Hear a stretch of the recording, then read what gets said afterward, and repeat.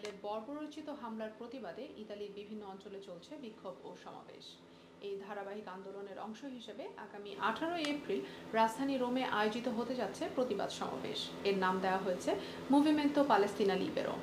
সমাবেশে প্রবাসী বাংলাদেশি সহ বিভিন্ন দেশের অভিবাসীরা অংশ নেবেন বলে আয়োজকরা জানিয়েছেন।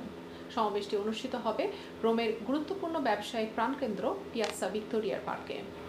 এদিকে বৃহস্পতিবার রোমের বিভিন্ন স্কুল, কলেজ ও বিশ্ববিদ্যালয় শিক্ষার্থীদের উদ্যোগেও আরেকটি সমাবেশ অনুষ্ঠিত হবে।